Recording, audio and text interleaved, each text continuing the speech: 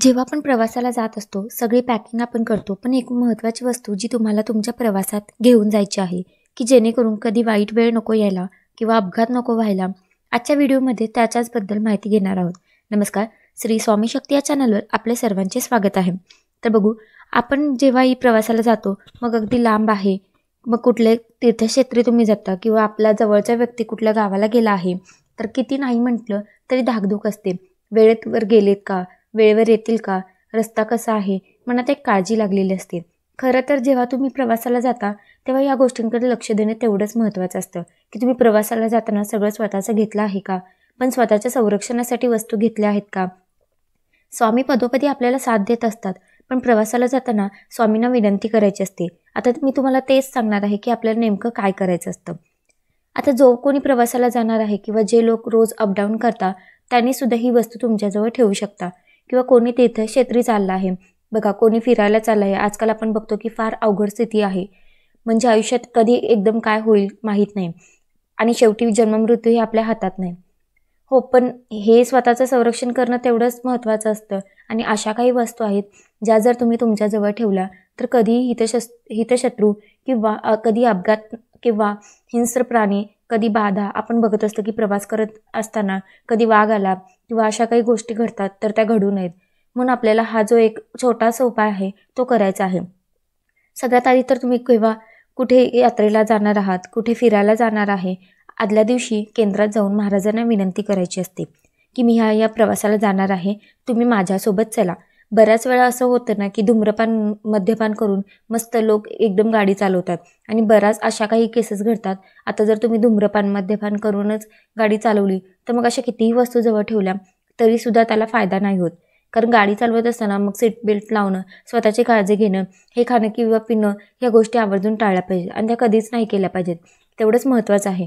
तर बघा, आपण जेव्हा कुठे यात्रेला जातो किंवा प्रवासाला जातो, आदल्या दिवशी केंद्रात मठात जायचं, नारळ खडीसाखर ठेवायची, महाराजांना विनंती करायची, की मी जिथे या प्रवासाला जाणार आहे किंवा चालली आहे, तर तुम्ही माझ्यासोबत तुम्ही राहा, अशी तुम्हाला प्रार्थना करायचं असतं आणि नारळ आणि खडीसाखर ठेवायचं असतं.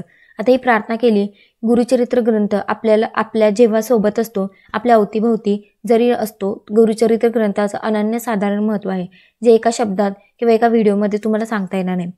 गुरुचरित्राला 5वा वेद मानला गेला आहे. गुरुचरित्र ग्रंथाची ताकद काय आहे, एक अनुभव सगळ्यांना, मी स्वामी भक्तांना माहिती आहे आणि बऱ्याच वेळा तो तुम्ही ऐकला पण आहे. जेव्हा प्रवासाला जातो, मग कुठल्या पण तीर्थक्षेत्री असो वा अशा काही जागा असतात, त्या काही खूप खराब असतात. मग तुम्ही थांबलात किंवा जर काही तिकडे तुम्ही टाईमपास केला, तर अशा विपरीत घटना किंवा वाईट वेळ किंवा म्हणतो ना, ती इकडे गेला, मग इकडे गेला, मग ते तसं झालं, असं झालं, असं काहीतरी विपरीत घडतं, त्यात ज्याला आपण बाहेरची बाधा म्हणतो, तर ती सुद्धा होऊ शकते. म्हणून त्याच्यासाठी गुरुचरित्र ग्रंथ आपल्यासोबत असणं महत्त्वाचं आहे. आता एवढा मोठा ग्रंथ घेऊन बाहेर जाणं शक्य नाही आहे. मग कारण आपण बाहेर जातो, मग कुठे थांबतो, कुठे उतरायचं, कुठे खातो, काय पितो, या सगळ्या गोष्टी येतात. मग गुरुचरित्र ग्रंथ घेऊन जाणं शक्य नाही. तर स्वामीचरित्र सारामृत ग्रंथ अगदी तुम्ही अक्कलकोटला जा, तुम्ही तुमच्या देवीला जाणार असेल किंवा तुम्ही अगदी तुमच्या ट्रिपला जाणार असेल, तरीसुद्धा स्वामीचरित्र सारामृत ग्रंथ आवर्जून ठेवा. स्वामीचरित्र सारामृत हा महाराजांचा प्राण मानला गेला आहे, महाराजांचा आत्मा आहे. त्याच्यामध्ये तो ग्रंथ आपल्यासोबत असणं खूप महत्त्वाचं आहे. मी नक्कीच सांगेल की स्वामीचरित्र सारामृताचा ग्रंथ तुमच्यासोबत तुम्ही आवर्जून ठेवा. हे झालं पहिलं. दुसरं, आपली कुलदेवी सुद्धा, कुलदेवीचा फोटो किंवा दुर्गा सप्तशती असेल. आता तुम्हाला एक सांगू का, आपण यात्रेला जातो तर काही गाणी वगैरे ऐकत जातो, तेवढं जर स्वामीचरित्र सारामृताचा ग्रंथ असेल, तर नकळत कळत नजर आपल्याकडे जाते, की चला 3 अध्याय वाचू, चला 7 अध्याय वाचू, चला सारामृताचे हळूहळू तुमचं पठण होऊन त्याच्याबरोबर दुर्गा सप्तशती ग्रंथ तुम्हाला घेऊन जाणं शक्य असेल तर जावा. नाहीतर कुलदेवीचा फोटो ही आपल्यासोबत असणं तेवढंच महत्त्वाचं आहे. तिला सुद्धा विनंती करायची असते, की मी या यात्रेला चालले आहे, माझा प्रवास सुखरूप होऊ दे. काही ठिकाणी असं असतं की तुम्ही केंद्रात जाऊन नारळ खडीसाखर ठेवायचं असतं. काही लोक असं करतात की घरातच महाराजांच्या समोर किंवा तुमच्याकडे फोटो किंवा मूर्ती असेल, तर त्यांच्याच महाराजांच्या समोर ते नारळ खडीसाखर ठेवायची विनंती करतात. मग तुम्ही घरात नारळ खडीसाखर ठेवावं, महाराजांनी विनंती करावी आणि प्रवासातून आल्यावर ते नारळ तुम्ही कुठल्याही मंदिरात ठेवू शकता आणि केंद्र असेल तर अर्थात केंद्रात जाऊन तुम्ही ते करू शकता.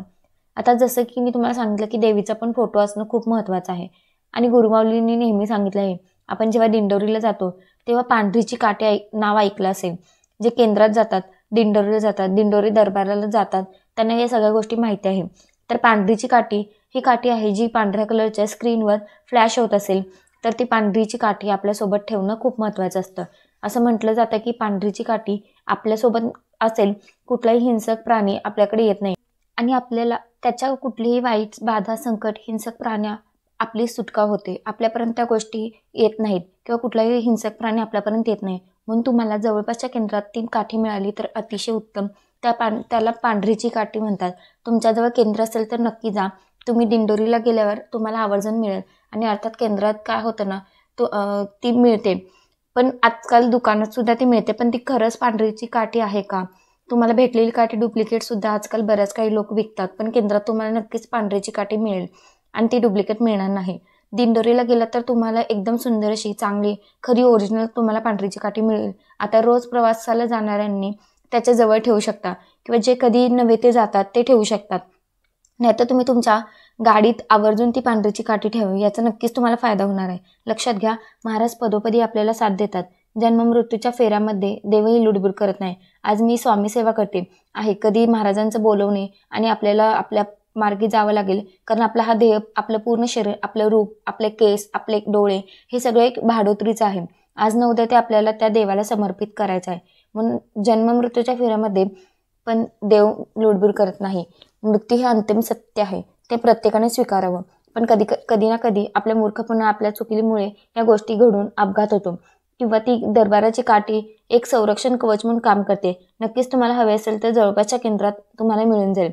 तर आजच्यासाठी फक्त इतकंच. झालेली सेवा महाराजांच्या चरणी मी रुजू करते आणि आजचा व्हिडिओ इथेच थांबवते. आवडला असेल तर लाईक करा, शेअर करा, सबस्क्राईब करायला विसरू नका. श्री स्वामी समर्थ.